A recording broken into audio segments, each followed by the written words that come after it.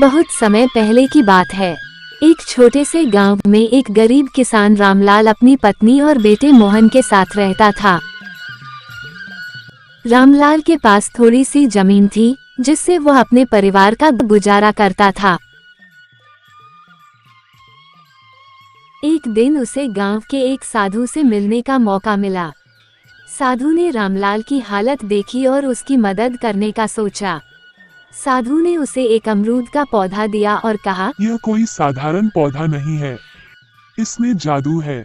इसे लगाकर खूब देखभाल करना, ये तुम्हें और तुम्हारे परिवार को खुशहाल बना सकता है। रामलाल ने उस पौधे को अपने खेत में लगा दिया और रोज उसकी देखभाल करने लगा। समय के साथ वह पौधा बड़ा हुआ और उस पर हरे हरे अमरूद आने लगे।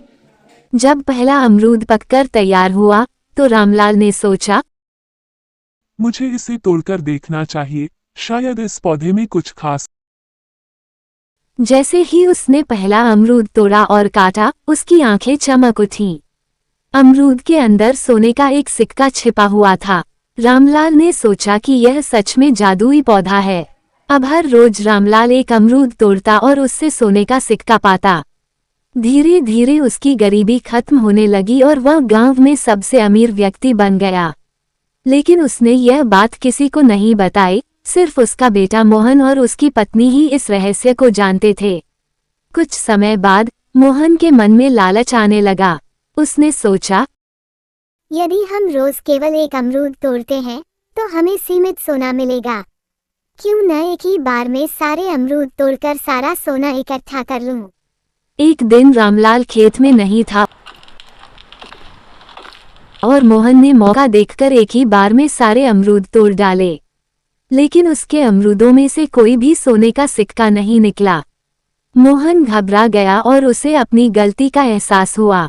जब रामलाल वापस आया और उसने ये देखा तो वह बहुत दुखी हुआ। रामलाल ने मोहन को समझाते हुए कहा, हाँ बेटा, जीवन में हमें सब्र रखना चाहिए और लालच से बचना चाहिए।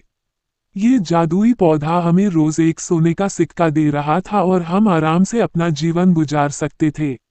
लेकिन तुम्हारे लालच ने हमें फिर से वही गरीब बना दिया है। मोहन को अपनी गलती का गहरा पछतावा हुआ। उसने अपने पिता से माफी मांगी और वादा किया कि मैं अब कभी लालच नहीं करूंगा। इस घटना के बाद मोहन ने हमेशा अपने पिता की बातों को समझा और अपने जीवन में धैर्य और संतोष का पालन